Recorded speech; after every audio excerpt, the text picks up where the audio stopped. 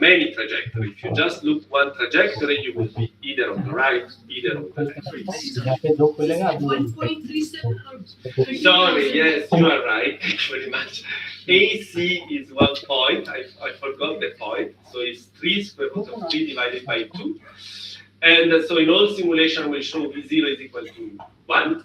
So here is one dot is missing. And so this is above AC. And so is where the ergodicity is broken. Okay? So everything is symmetric about x equal to 0. Yes. Everything is symmetric about x equal to 0. Exactly. And if you start precisely at x equal to 0, what then the probability is 1. Okay. Then no matter which value of gamma is the probability is 1. So again, so now let me say some words about this ergodic case. So now we are in the yellow case at the end of the talk. So now you have you can explore, you can actually be activated over the barrier. And so let's look before at the stationary distribution. So this is for A equal to 1, which is well below 1.347. Okay, then you can use this formula, okay, for the full interval. And this is what happens. So if you are in the region where essentially you change very, very quickly, you flip many times, this is the region where you expect the Boltzmann distribution, okay? And so you find this Brown distribution, which has 2 peaks. And now if you decrease the value of gamma, it's like to increase a little bit the temperature, and you have the green distribution. But then if you decrease even further gamma, then you have this sticking effect that I was mentioning before. So because you don't change the velocity many times, then you start to be glued to the boundaries, okay? And so this is the very non-Boltzmann distribution that is already known from the work with a single parabolic wave. And so what is interesting to see is what happens now to the time, which is the Arrhenius time. So here you are in the ergodic phase. It's possible to jump from one well to the other. And so what is the time it takes to do that? Okay? So now we are in the yellow case again, okay? Otherwise it is impossible. This is the 8 of the barrier, okay? 8 power 4 divided by 4. And so in the Arrhenius case, you expect UB divided, the log of tau is UB divided by the temperature. And so, again, now you have to define what is the activation time. So it took us a while to understand how to do it, because you can have difficult definition or easier definition. Maybe the easiest for us is the fact that because it's the slowest process, okay, the slowest part is the fact that you reach the top of the potential, okay? So you know the stationary probability that you have at the top of the potential, okay? And so to make a time, you have to do 1 over p, because dx, so this has a dimension of, p has a dimension of 1 over dx. And so to make a time, you have to do 1 over v0, p stationary of 0, okay? And this is an explicit form that you can actually compute numerically. And what is interesting here is that it was observed before, actually, in the paper of the group of Christophe Delgado, okay? They did experiments on the active Brownian motion particles, genus particles. And what they observe is that the time it takes to jump over a barrier, to be activated over a barrier, is no monotonic as a function of gamma. Okay, so at large gamma, if you decrease, starting from large gamma, it starts to increase, the time starts to decrease, there is an optimal value. So this is the time which is the shortest one. This is tau minus 1, so this is the shortest time you can have. And then if you decrease gamma even more, the times become longer. And so, using this formula, we understand what is going on. So this is the physical intuition. So let's start from large gamma. Okay, so we start from so essentially is the inverse of the probability that you have here. So let's start from large gamma. This is the case where you are more close to the passive case. So you are Boltzmann-like, and then you start to decrease gamma, so it's like to increase temperature. So if you are increasing the temperature, your probability to be on the top of the barrier is increasing, okay? And this is the reason why you go up in the green curve, okay? But now, if you increase even more, if you decrease gamma even more, then what is going on is that actually you start to be glued to the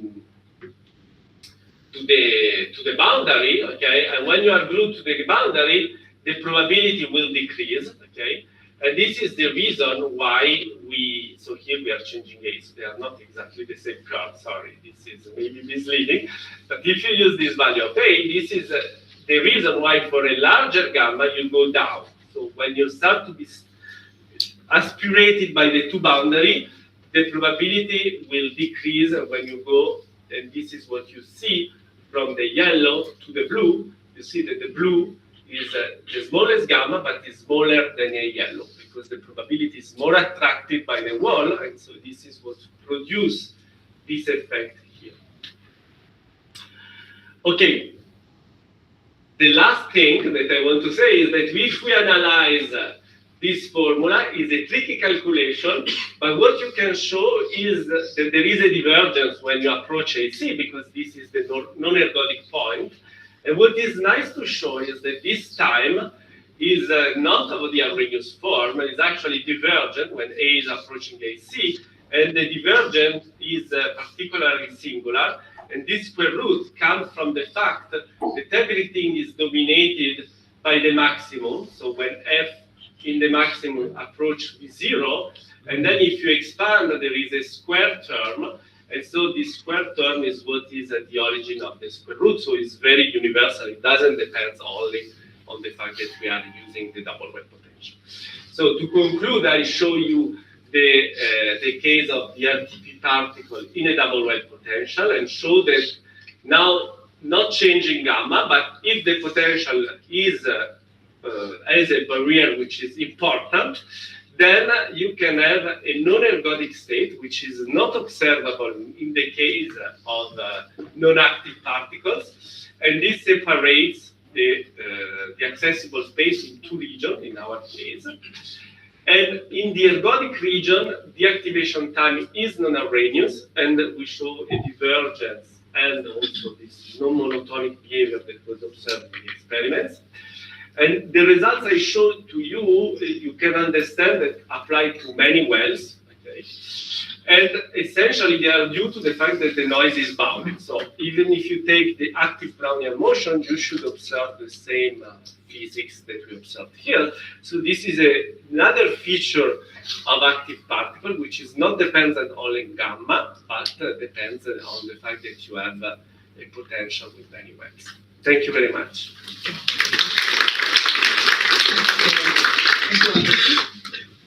And Shiv, please.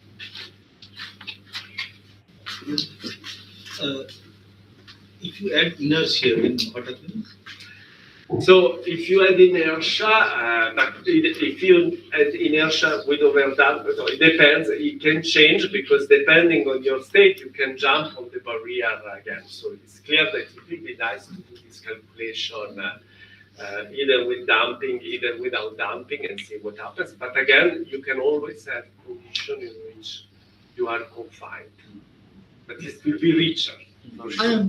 So, if you add a translational noise, does this non-ergodic part stay still as some? If you add the true thermal, no, this will actually, yes, there are a lot of works that discuss the limit of thermal noise. So this is maybe one of the first that have discussed the case without thermal noise, but it's true that the thermal noise will allow you to jump over the barrier, and then there will be a competition between these two noises to see, to see different regimes. But for sure, it will be ergodic. Because, I mean, even for a single well, if you have a thermal noise, it still shows the signature of these boundary crowdings. That's why I was wondering if this... Yes, because this is due to gamma against the thermal noise, while here is the fact that the noise is bounded. So if you remove the noise is bounded, it will remove the effect. Olivia. I'm wondering about the random temporal model itself. When you have no force, you have two velocities. But then when you add a force, you showed in many cases your particle tends to go to these high force regions actually. Mhm. And then the physical particle, let's say, really like to be there in the sense that you need to spend there more energy fighting the force, doing more work there. So is that not changing the whole picture? So again, you tell me the fact So, that I mean, it goes in constant velocity, it's spending energy in order to compete with usual friction. But then Yes. when you go to the high force regions, when it you is- have stick, you yeah, when you're sticking, you have a high force and you stay there for a long time. So you spend a lot of energy there or something's going on there. So Yes. the question is this model a good model? So the experiments I was talking about shows that there is the activation and show the non-monotonic behavior. So this is captured by our model. Then yes, for sure is a model. So if you want, it will always have some limits. We can discuss on the specific experiment. Let's say if the noise is bounded, for sure you have ergodicity. You have a situation of ergodicity breaking, a situation without ergodicity breaking. Then the precise value depends on the details. So, Yeah, last question. Yes. Yeah, not sure how much this question going to make sense.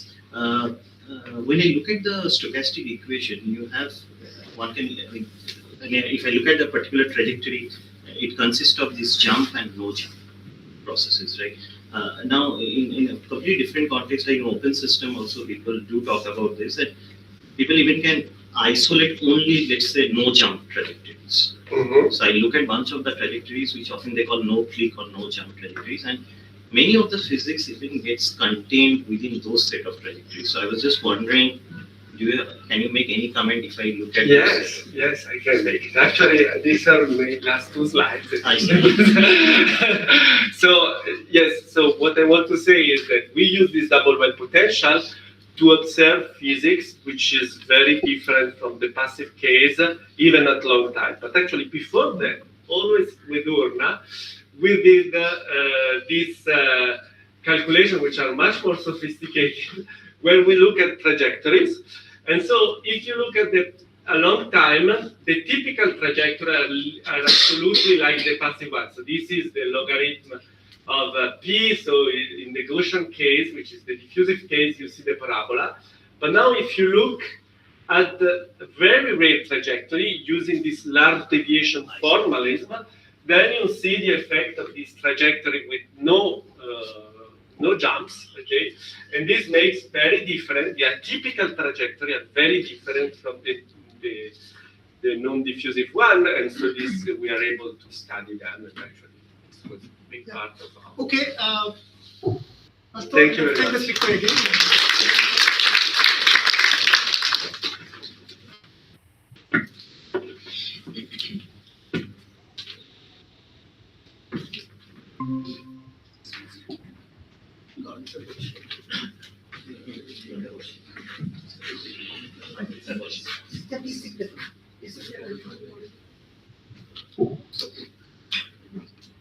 Next up is by Ritik Sarkar. He's from this institute and he's a PhD student here. And Ritik, please.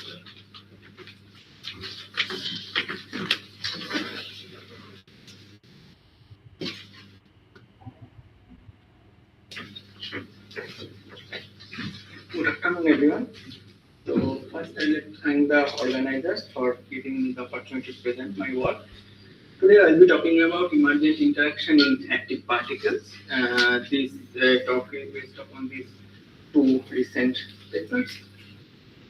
So, I'll just spend a few minutes on introduction of active particles. So, active particles are a unique matter that has their ability to perform persistent motion by consuming energy from its surrounding. They are inherently out of equilibrium.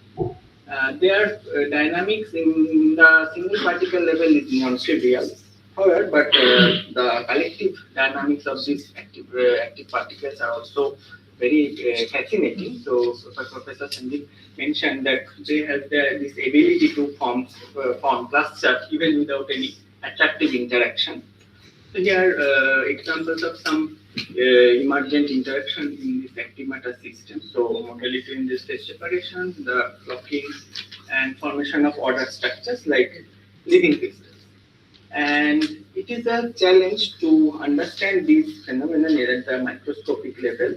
So the first one can think of it as to study the system with two active particles with several underlying interactions. And here are some papers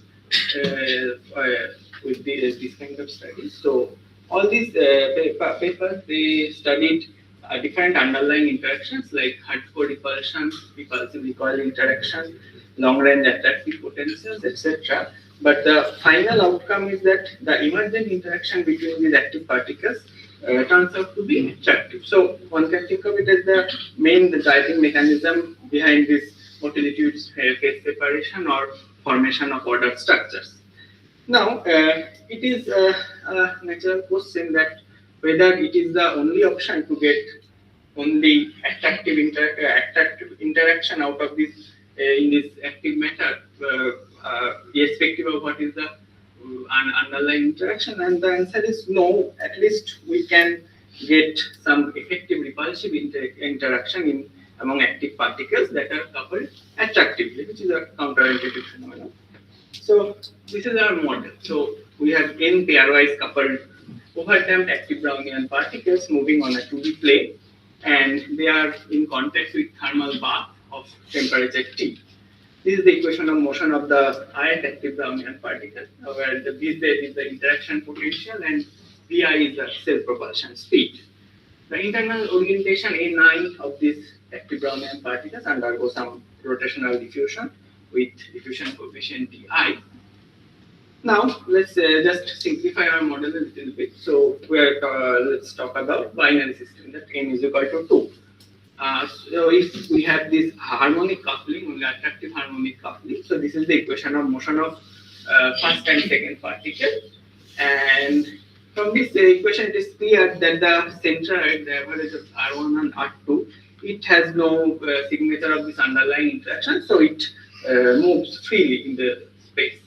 But the interesting coordinate is the relative coordinate. So the relative coordinate is this equation, where it is subjected to some harmonic potential of strength 2k with some effective active noise V1N1 minus V2N2 and some thermal noise with temperature 2T. From this equation, it is clear that there are three different time scales.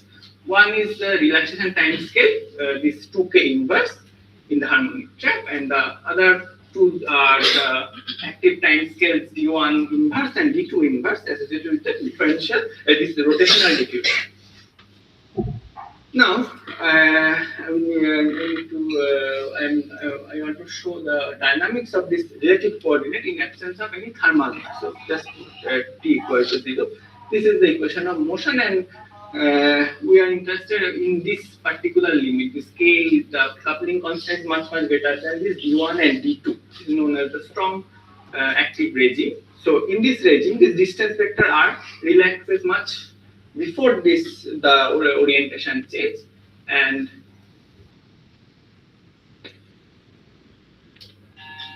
this is dynamics of these coupled active Brownian particles in the stationary state. So the motion of these two active particles are bounded between these two circles of radius R max by 2, the outer circle, and the R min by 2. And these R max and R min are given by this equation. So this interparticle distance is not allowed to attain a value below R minimum. So this is the signature of emergent repulsion. And here the necessary condition is that heterogeneity in the self-propulsion velocity, this V1 is not equal to V2. So this is something special. So if we have the basic particles were coupled to some harmonic coupling, so both will relax at the origin, so activity makes things different. And now we'll just show the stationary radial distribution and the X marginal distribution. So in a strong active regime, the distance vector relaxes much before the orientation. So we need to just integrate over this uniform distribution of theta 1 and theta 2 for this PR theta 1 theta 2. It is a conditional distribution for any fixed orientation. And the stationary radial distribution is given by this equation with some scaling function that involves this ratio L, that is the Rmin by Rmax. So from this, the plot of the scaling function, so the distance between the particle cannot attain a value less than R minimum. That is for this region. So this is a short example of short range repulsion. It is a stationary X marginal distribution. This has this analytical form with the scaling function that involves some complete elliptical integral of first kind. And this scaling function has this bimodal distribution. So these particles want to just be separated at with some distance that corresponds to these two maxima. And this is the joint distribution of this in the xy plane, the joint distribution pxy. So due to this emergent repulsion, we get some dynamically inaccessible region in this pxy, but this dynamically inaccessible region disappears for equal self-propulsion velocity. And this is from this simple plot you can understand about this origin of repulsion. So for any arbitrary long-range attractive force, so this is the non-monotonic force, and whenever the distance between the particles reach this minimum point, so beyond this point the particle gets an effective push in the outward direction. So while the relative distance cannot attain cannot attain a value less than this R minimum.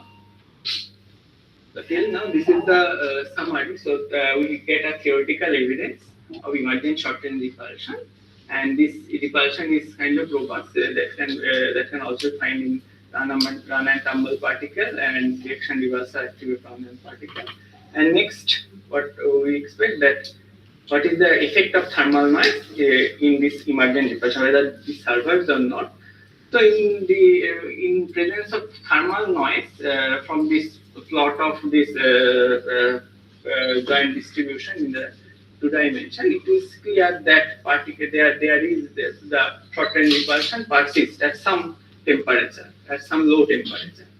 And we can get this analytical form of the stationary distribution in presence of thermal noise, and from the X marginal distribution, it is clear that for very small temperatures, the distribution is actually bimodal. So repulsion is there, and as we increase the temperature, the repulsion disappears. So there will be some sort of threshold temperature value T star, and this can be estimated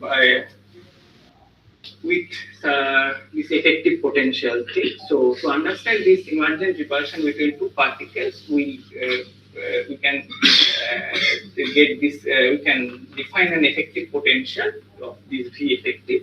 So V effective potential is given by this equation, and from low temperature, it is clear that the effective potential has some minimum at R star not equal to 0, and as we increase the temperature, this minima shifts at the origin. So the repulsion disappears as R star approaching 0 as the temperature increases beyond some threshold value T star. And there are two regime also, this moderate active regime and this weak active regime. So for moderate active regime, the emergent repulsion is there, but the physical origin is not same as the strong active regime. So the equation of in this regime where the D1 much less than K much less than D2, this effective equation of motion can be mapped to a single active particle in a trap. So with some effective strength of thermal noise that is increasing. So this is just the thing of the active particles that accumulate near the trap boundary. And for the weak active regime, the relative coordinate equation of this relative coordinate is nothing but a passive particle in a trap with some thermal noise T star, and there is no repulsion. So some future work we can think about this. What is the effect of this emergent repulsion on motility space separation?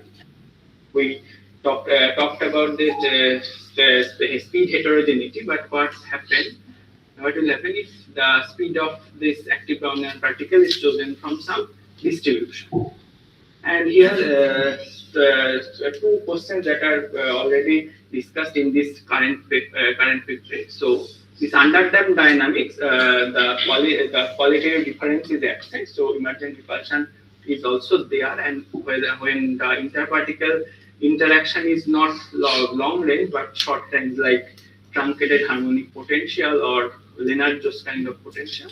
But this will be present. This Debraj will present in his poster in this with detail.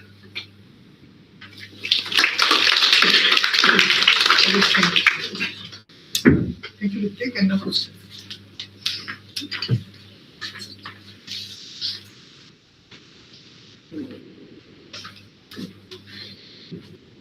For n equals to 2 particles, have you taken the particles as point particles or extended object particles?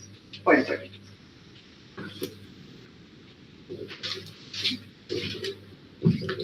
I have one question. Like these motions are bounded, you have shown for the 2 particles.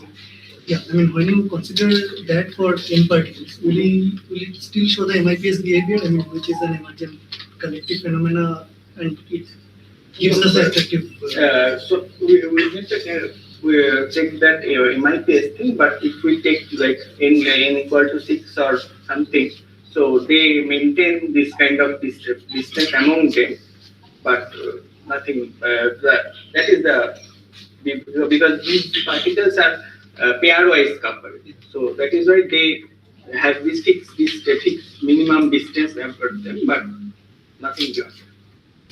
Yes, so Yeah, so the notation V1, V2 are the time scale associated with V1, V2. The V1, V2 is the time scale for this, not the V1, V2. V1, V2 is fixed, but The orientation. the orient diffusion coefficient of the Orientation, yeah. But when you say K is much greater than V1, V2, why you call it strongly active? I thought that would be reversed. If D1, V2 is much less, then the particles are more persistent in some direction. So that is what. Yes. yeah, okay. Let's thank Ritik again, and we'll go to the next. Sandeep.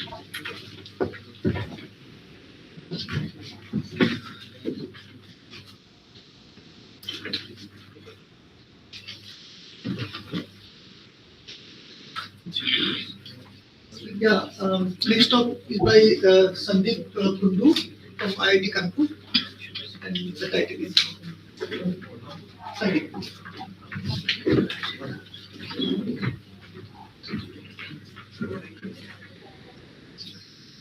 Yeah, continue, please. Hello. Hello everyone. First, I would like to thank the organizers to giving me this opportunity to talk about my recent work, which is limiting microwave running tumbler and tactic motions by stochastically reorienting the synthetic active dominant dynamics.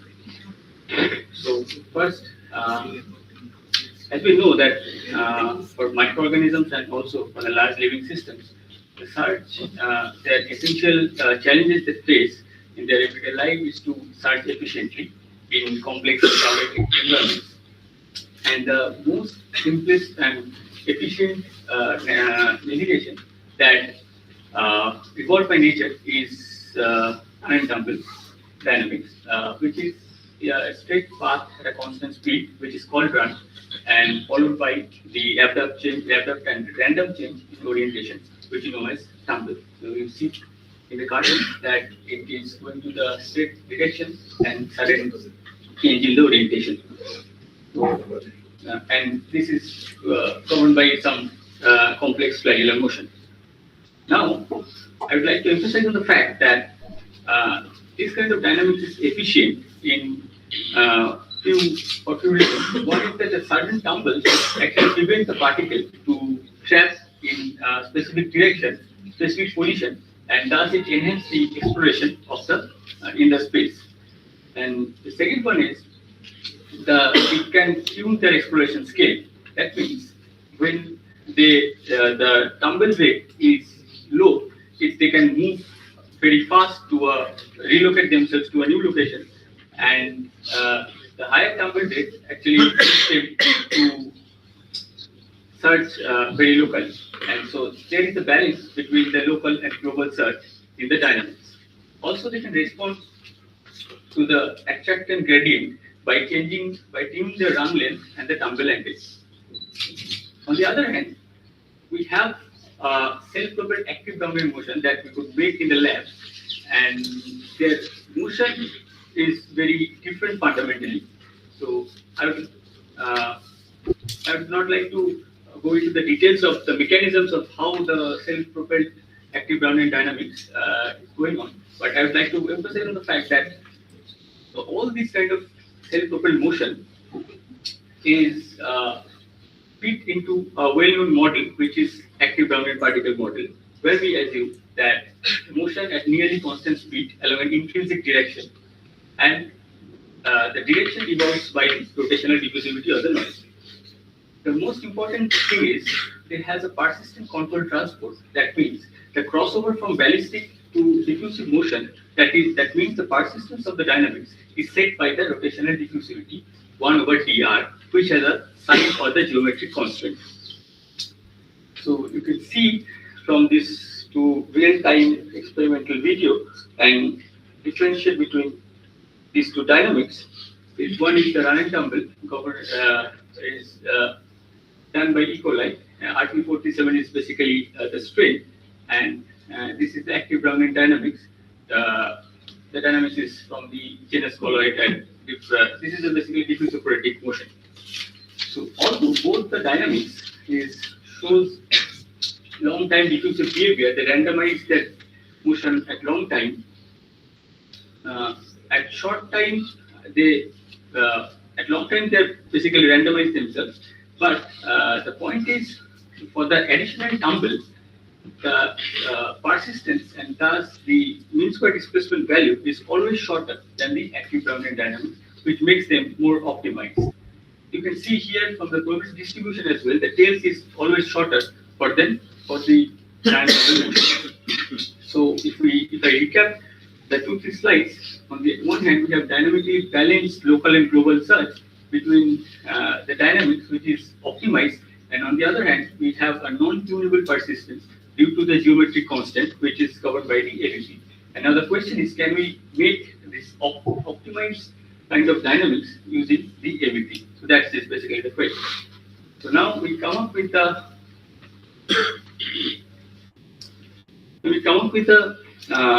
very simple model, which is the stochastic orientation and reset model, where we reset the orientation of an active particle at a certain interval of time within a dynamic reset cone, and choose from a uniform distribution. This reset cone is called dynamic because the width of the cone is always spread about the instantaneous orientation of the particle, right? So, and the time interval is drawn from an exponential distribution. So in this model, we have two control parameters. One is the width of the reset cone, which is given by phi, and the reset rate, that how frequent you reset the orientation of the trajectory of the particle. At the time, we have the constant, and we cannot exactly control the orientation of the particle experimentally. So what we have done is we have captured the whole trajectory of the genus colloid, And then after a certain interval of time, we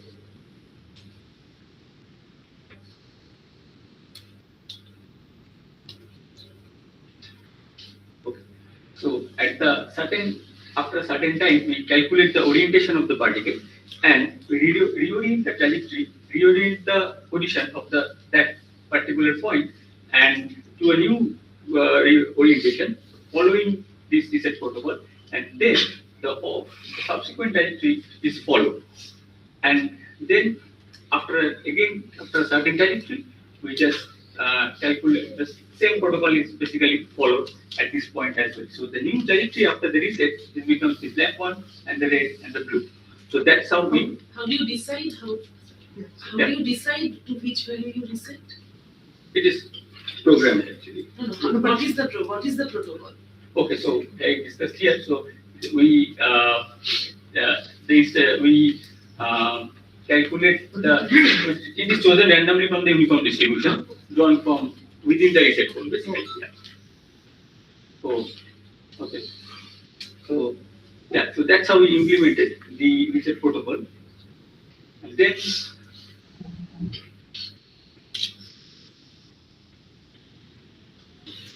okay, so this is basically the result of that. If we reset it to a different rate, so what we can do is that we can reduce the persistence of the trajectory.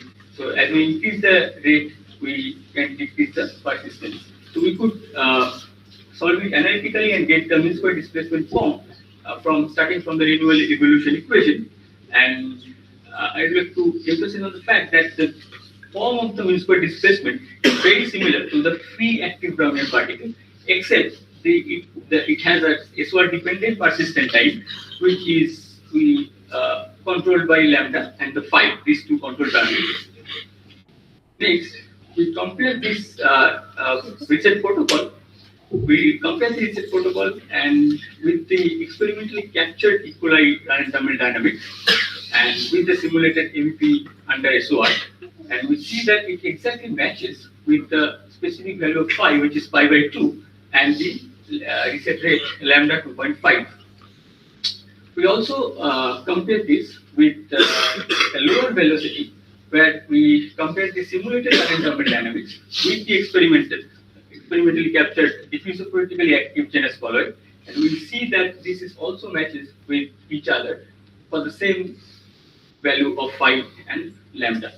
So here 2 points is to make. One is that the reset protocol actually helps the dynamics to reduce its persistence and match with the run ensemble. And number 2 is it is robust against higher and lower velocities. Now, we calculated the relative reduction in the persistence time with the different rate for 3 different value of phi, and we see that for the same amount of reduction in the persistence, we can get it for the different set of phi and lambda. So here we can conclude that the 2 control parameters, phi and lambda, is basically not independent, rather they are coupled. So we can get the same amount of reduction by different set of phi and lambda. We can also check that with different value of phi and lambda to match with the run thermal dynamics, and we see that for the lower value of phi, it is matches for the higher rate, for example lambda equal to 10, and here it is for phi equal to pi, which is the higher bit, and it matches with the lower value of lambda, which is 1. So next, one of the other manifestation of the protocol is that if we keep the reset cone to a particular direction rather than dynamic, it is static and fixed to a particular direction. For example, along some attractant of the gradient, we can make the dynamic anisotropic.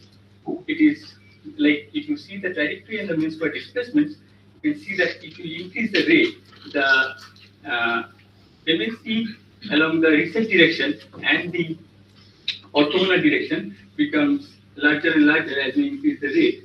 And for that also you can see from the analytical expression that at long time along the reset direction it is scaled as t squared. With for the orthogonal direction it is scaled as t. That means it becomes diffusive for this direction. So here I would like to conclude the talk by concluding this that we have a dynamic reception based SOR protocol that can emulate the unbiased run and tumble motion, where the static reception based protocol gives us the biased kind of run and tumble, and it is applicable for wide range of swing speeds, and it is adaptable and flexible, and we can tune the persistence by varying phi and lambda. And for the future perspective, it is very much convenient way to devise the artificial run and tumble swimmers with optimized navigation for specified environments. So here I would like to conclude the talk, and this work is archived. You can see. And last, I would like to acknowledge my collaborators. First is Dipen, he is my lab mates who has done the experiments on E. coli, and then Arnab and Arup from IMSC who has done the analytical calculations, and then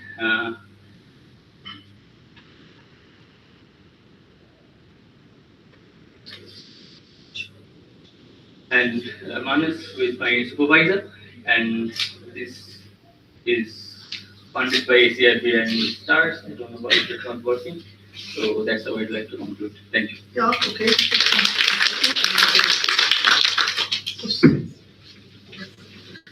So you talked about relative reduction in persistence time. How did you define that? So it is difference between the persistence of after reset and before reset. So how do you extract the persistence time? For which one? I mean, With reset? with reset we have an analytical form, right? So this was from the analytics. Yes. In the later part of the talk, when you discussed motion in presence of a gradient, Yes. there you compared the MSD. Yes. Did you compare the drift, the chemotactic drift, which would be non-zero in this case? No, we just here to thought about that how we can emulate the anisotropic dynamics just based Yeah, on but that. drift So there- will be the first measure of that. So drift you could compare. I don't know if it is possible to compare or analytical expressions are available, Okay. but drift is something that you could compare. also. Okay. I will do it, yeah. Other questions? So I have a small one, Yeah. so if you take a simple Brownian motion and do reset, do you get everything? Sorry, I just- If you take a simple ordinary Brownian motion and Yeah. do this reset, do you get everything? For downward motion and reset, there is, I don't think we can get there because there is no persistence motion in the for the Brownian motion, right? It decays very fast, and the reset actually helps to decrease the persistence. So if there is no persistence in the dynamics, then using reset you cannot get everything. Yeah. Okay. Questions? Okay, so let's thank Sandeep again and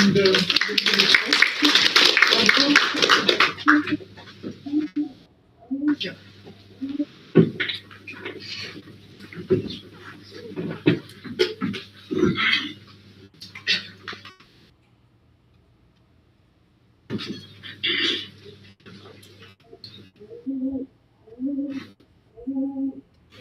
Yeah, I see. Yeah, next talk is by Arup Das. He's from IMSC Chennai.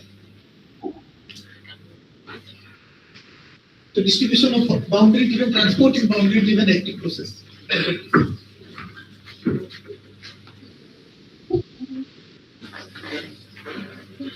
Okay, thank the organizers for arranging the conference and also allowing me to present what I'm studying.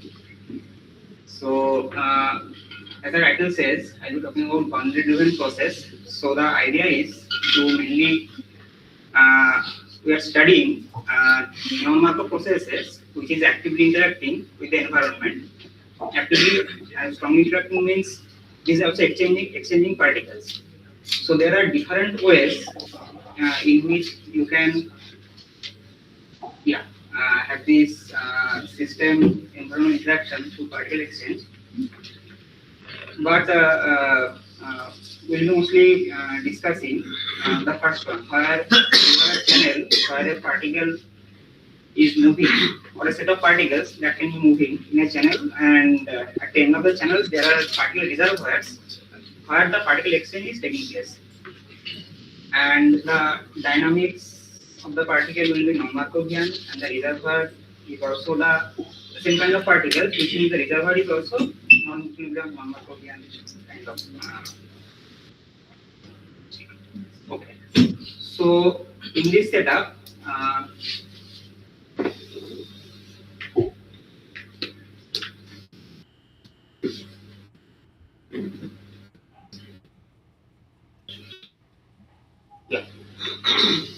so we are asking that you have taken a unensemble particle which is known to be exhibiting very rich non-equilibrium features even at a single particle level. So it is already a paradigm. And again, we know that when you have reservoirs with say different densities, different temperatures, that is also a paradigm of non-equilibrium process. Now we are asking that when you combine these two, that the reservoir is also a particle reservoir of the RTPs, and the particle itself has this particular dynamics. So what kind of features that you get? So RTP is well discussed, so I'm not again introducing the particle, but just to mention in one dimension, the particle can have only two velocities, the plus and minus, and so there are two species of particles you can say which kind of mix among each other. And we are also considering the effect of thermal noise, which is quite important as we see.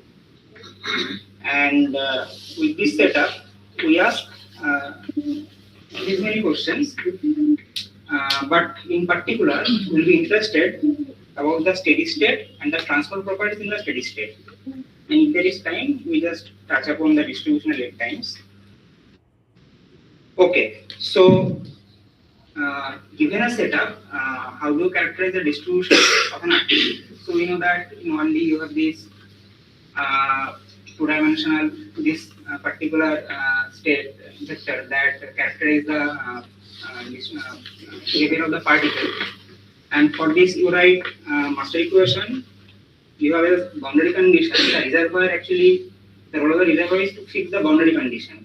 This is Dirichlet condition, which just fixes the distributions at the two ends. And you see, since there are two species of particles, you can define one is the density, the total number of particles, and the density imbalance, which is called Q, or the magnetization. So you calculate that by solving this equation in principle. So what is the steady state?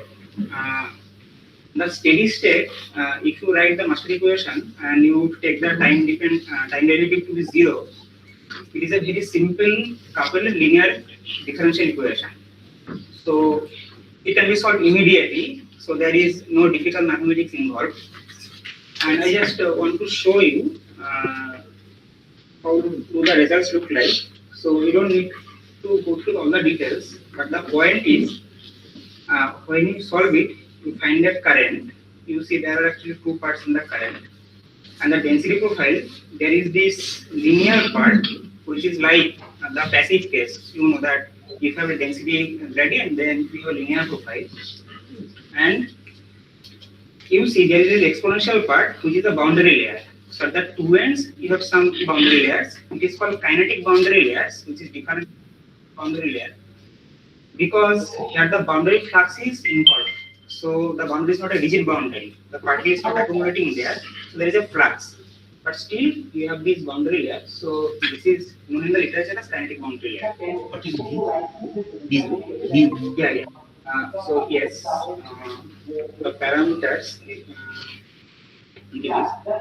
So these are the quantities, and this mu is the inverse of the layer width. You can call it a skin depth. And you see that this skin depth, inverse skin depth is proportional to 1 over d. So this is not really a perturbation, this is a singular thing. So when d is 0, so you have a discontinuity. So d takes a very important role for continuity of the profile. Similarly, in magnetization, you have one part in the bulk, which is basically a constant, and you have the boundary layers. and we'll have this quantity M, which will be very important as we will see later. So this is ratio of this ratio, and this is the bulk value of the magnetization, which is just proportional to J0. Yeah. Okay, so this is very simple. Just this much mathematics. That's all. Now, what is the consequence? So, for the simpler case, when the boundary magnetization is 0, so there is no imbalance of different kind of particles at the boundary. So there, the expression simplified very much, and you see that the current is just Fickian current. It is diffusive. The density gradient only determines the current, and you see the profile again linear, and it is very close to a passive process, except at the boundaries. However, there are some small changes appearing, like you see, this is called the Milner length, which we can discuss more if we have the time for the time-dependent case. So this appears in the steady state also. So, although it is close to passive, some features of the activity is apparent, that the boundary layer still exists. So there is a magnetization, you see this one. So even though there is a magnetization of the boundaries, there will be some magnetization in the bulk. So there will be some imbalance created. And a Milner length is present in the system. Okay. So the interesting question is, when you have boundary magnetization, so you define some protocol by which you create some imbalance at the two boundaries. And then how does the features change? The first thing is, you see, okay, so the from the passive models, we have intuition that to change current, you need to change the boundary condition. For example, say a diffusive process going on. So you can, by changing the diffusion constant, you can change the magnitude of the current, but the direction of the current cannot be changed by changing the diffusion constant alone, right? However, here we see that the boundary conditions in these two cases are the same.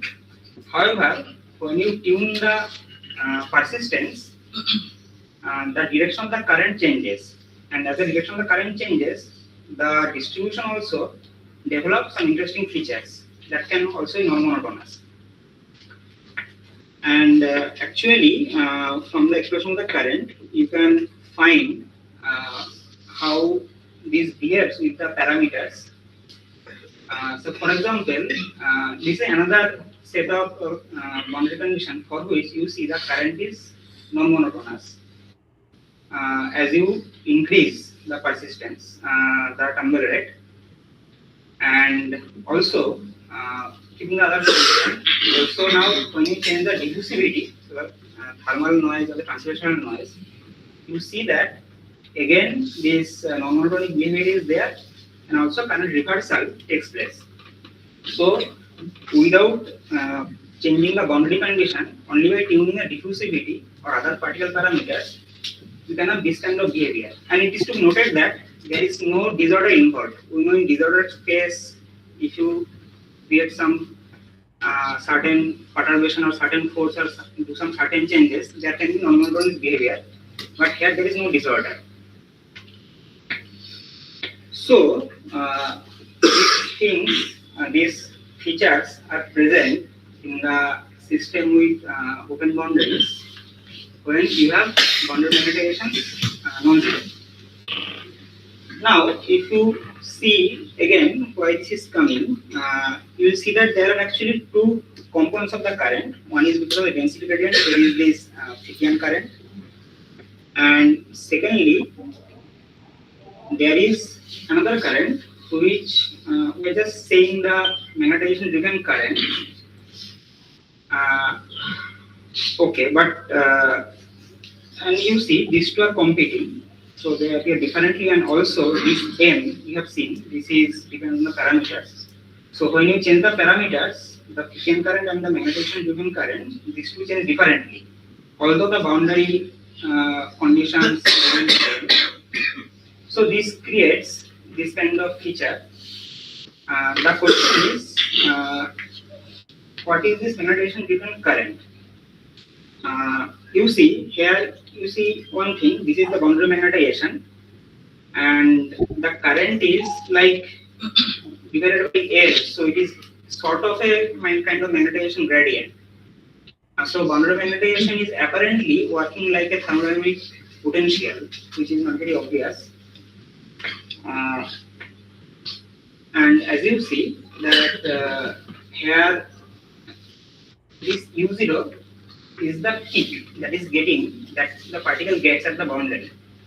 So like in the boundary, if you create a difference in the difference in magnetization, so particle preferentially takes one orientation and that acts like a key. However, this does not explain the current, because if you take a overdamped passive system and if you have a particle and you give a kick at the boundary, it will not pass through the system. So this is very different. So there is no passive analog. So now you can increase the density gradient just to oppose this magnetization driven current, and you get a balance condition. However, we say that this balance condition is a bit different. So we call it kind of a new transport effect, which is transport coefficient M. What is this? We are not very clear. It looks like it, but not very obvious. But what you can do, you can have this setup.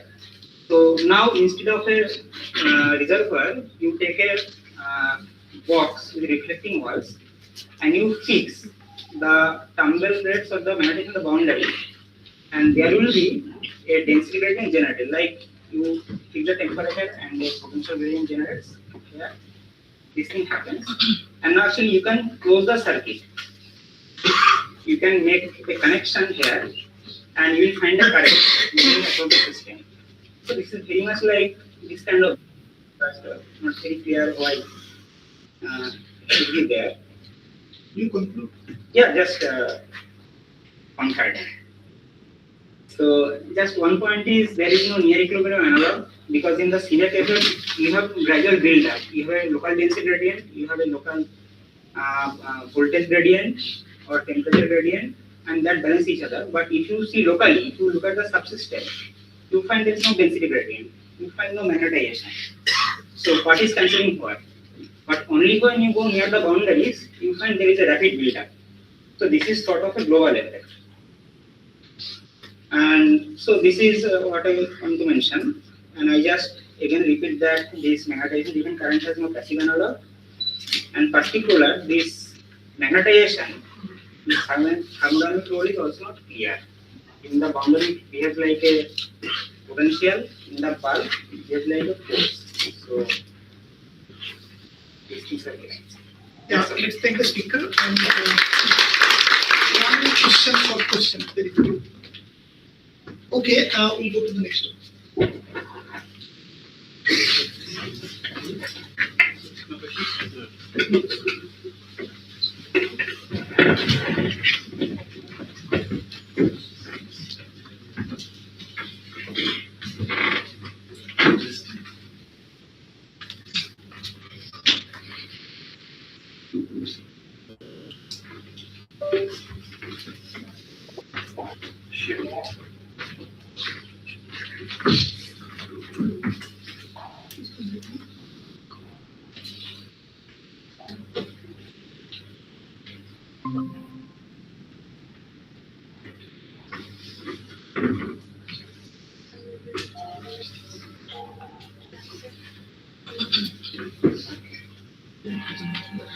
So next one is by Devajyoti Majumdar.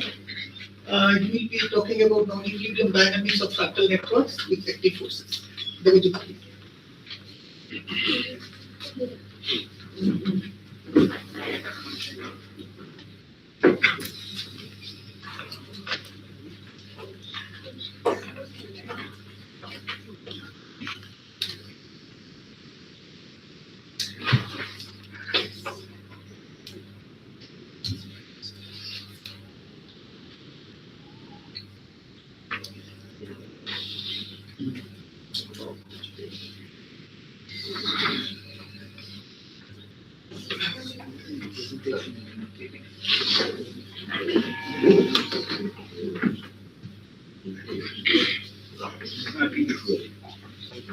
Maybe I can teach you.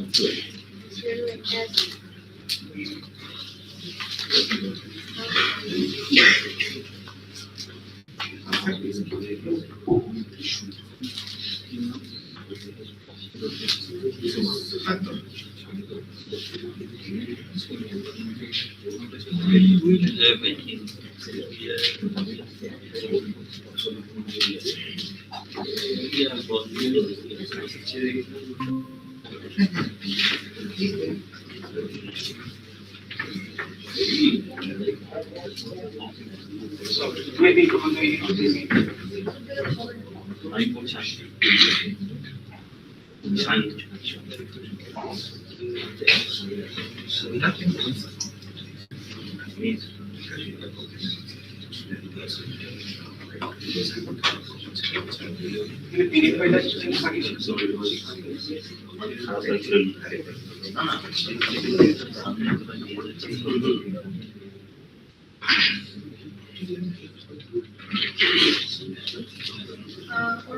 no, hello.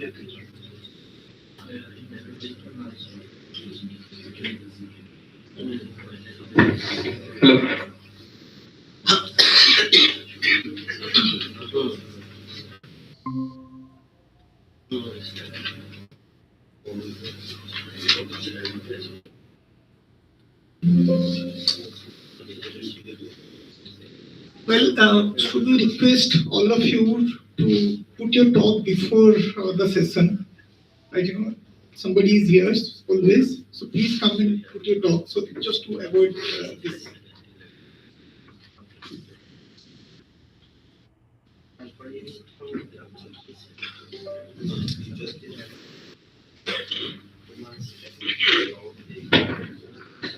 Okay, so hi everyone, I'm Dev Jyoti.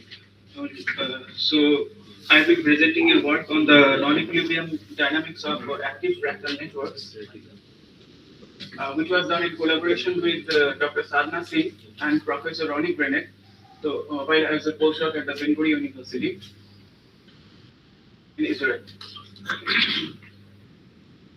So cellular environment is full of active force fluctuations, and these active fluctuations are generated by molecular motors such as myosin, which converts chemical energy into mechanical energy.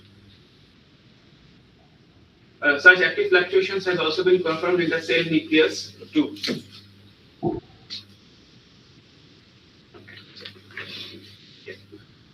Now in this paper, the authors tried to study the active fluctuations in the chromosomal loci of yeast and bacterial cells. So what they found that is that in the presence of ATP, which is a source of activity, the chromosomal loci shows subdiffusion with an exponent of 0.39. However, when they treated the cells and removed the ATP, the diffusion constant is suppressed. However, the subdiffusion exponent remains almost same. So which is quite surprising. So this motivates us to ask what kind of active force can give rise to such subdiffusion in chromosomes.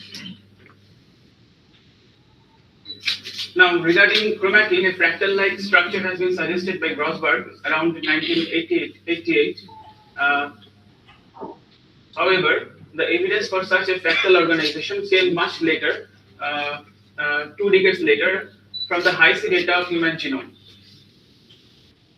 Addressing this question of subdiffusion in chromosome, Singh and Grenet studied the Statphys gasket, which is a deterministic fractal, and they derived exact analytical solution for passive thermal as well as active network. So to study a more general model, we decided to use disordered fractal lattice. So for that, we chose the infinite cluster at the bond percolation critical point of the square lattice and use a grid spring model of that, where the dynamics is performed by the lattice sides, which are connected via springs of race length b, which is equals to 1. So to check its fractality, we first calculated the spectral dimension. And besides the thermal fluctuations, we also consider active fluctuations from active sources like forced dipoles and forced monopoles. And then we numerically solve the Overdamped Langevin equations. Now, here I present the result for a passive thermal network at temperature T equals 0.1. Here I plot the new square displacement versus time. So, time series data of the node positions for 50 random nodes were stored for a long time. After that, we calculate the MSD from there, and then it was averaged over 50 random nodes. So what we found are 3 different scaling regimes. For the short time, we found a diffusive regime, which moves on to a subdiffusive regime in the intermediate time, given by this exponent of 0.336, and in the long time it again goes to a diffusion. So here I show results for 2 different cases corresponding to a race length of 1, spring race length of 1, and spring race length of 0, which also corresponds to the exact analytical solution. So this solid line is from the exact analytical theory, and which matches quite well with our numerical results. The exact value of the exponent in the intermediate regime is given by 1 minus ds over 2, where ds is the spectral dimension. And as you can see, it matches quite well with our numerical data. So the important message is that subdiffusion is controlled by the spectral dimension only and by no other dimensions. Okay, so next we come to force monopoles.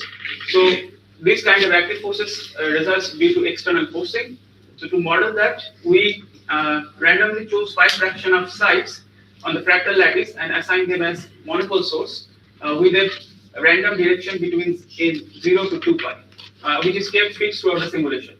However, at t equals initially t equals 0, each monopole source are independently in an on-off situation with a probability of half, and active sources will follow a telegraph-like process in its switching on and off dynamics with a force decorrelation time of tau.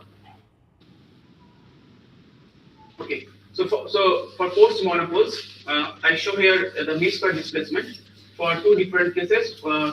One for tau equals 1, which is the force decorrelation time, and for tau equals 100. So, and for both cases, we kept phi equals 1, that is all the sites and sources are monopoles. So the initial regime has now changed to a ballistic diffusion. However, the intermediate subdiffusive regime is still present with a similar exponent, and the late time scaling goes over to a diffusion. The solid lines correspond to the exact analytical solution. So here too, the subdiffusion exponent is controlled by the spectral dimension. Okay, so next we come to forced dipoles. So these kind of forces can arise due to internal forcing, where forces act between 2 nodes. So here the forces act over a bond. We select randomly 5 fraction of bonds as dipoles. The direction is aligned along the bond. Dipoles can be both contractile or extensile in nature. So in our case, we only consider contractile dipoles, and then it again follows the telegraphic process with a force decorrelation time of tau. So for forced dipoles, I show results for 2 cases. Phi represents the fraction of dipole bonds in the network. So phi 0.2 and phi 1. So what we found is the initial regime is ballistic, but there is no subdiffusive regime. Rather, it goes to a saturation, and in the late time scaling, for phi equals 0.2, it shows a ballistic diffusion, while for phi equals 1, it shows a diffusive behavior. So there is no subdiffusion for forced dipoles. Why? Sorry? Why? Actually, there is a theory, so I'm not showing it here. So there is a inequality which can show that there will be no subdiffusion. or for any other higher order cases. Okay, so while finding the MSD, what we found is that the radius of gyration decreases continuously without ever reaching a steady state within our simulation time. So this raises the question, can we actually define a meaningful RG? So to check that, we compared the square root of the mean square displacement versus the total decrease in the radius of gyration. And what we found is the mean square displacement, square root of mean square displacement is 2 orders of magnitude higher than the change in RG, which therefore shall allow us to define a pseudo steady state like regime, where the mean square displacement still remains valid.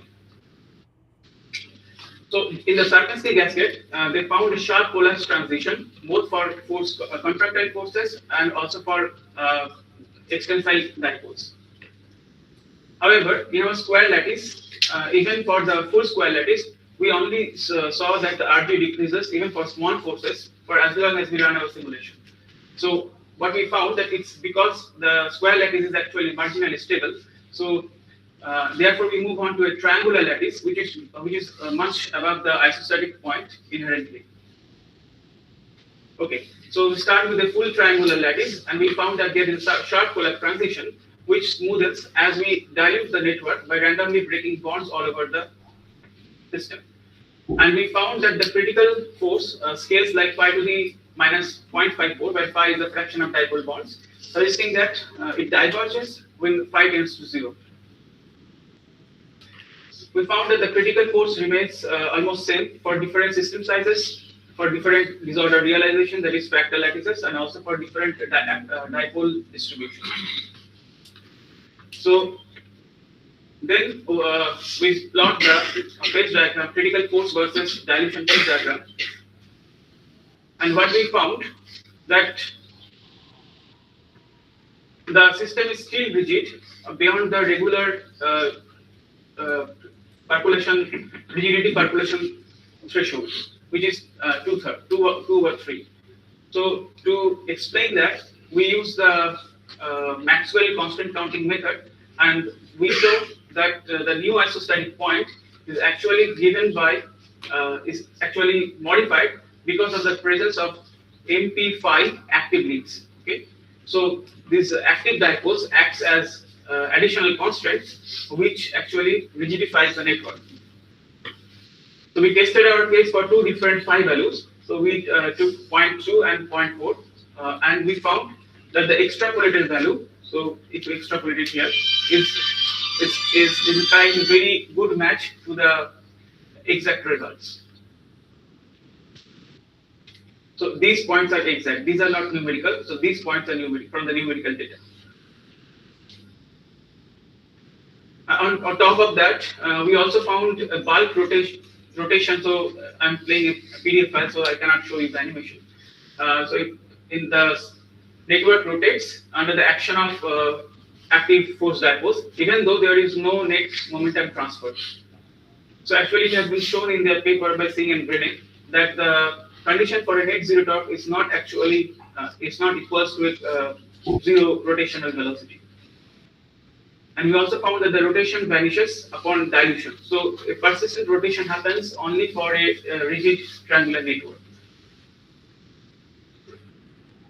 Okay, so I would like to acknowledge the support from BCSC Fellowship, from Jacob Blaustein Institute for Desert Research, and Ben Gurion University, Israel, and also from the Israel Science Foundation. And I am grateful to Professor Ronnie Brennick and Dr. Igor Miguel. So questions?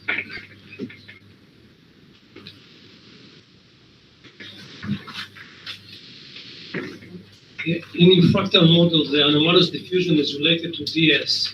And then there is this experiment that gives you some similar value, but you need to choose the specific fractal in order to get this value. So can you justify this DS? I mean, the question then goes into why is this spectral dimension related to the experiments that you quoted at the beginning? I'm not sure, but I think that's just a coincidence. So if we choose a different fractal, where the DS is different, perhaps it will change. But the main message is that the DS controls the subdiffusive exponent.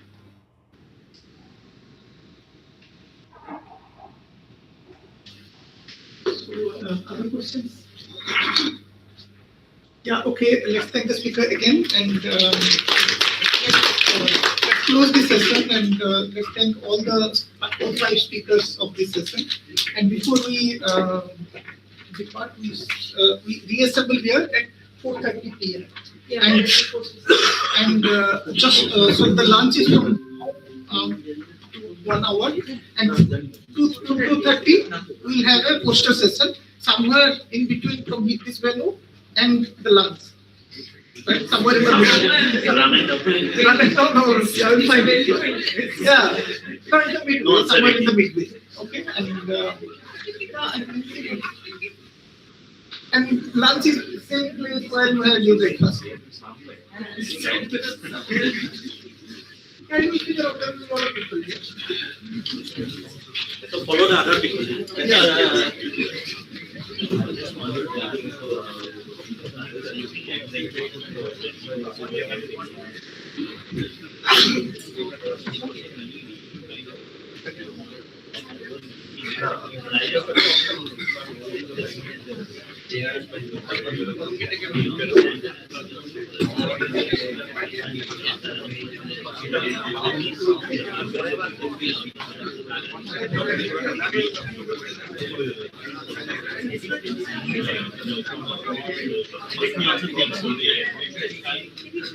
I'll share you the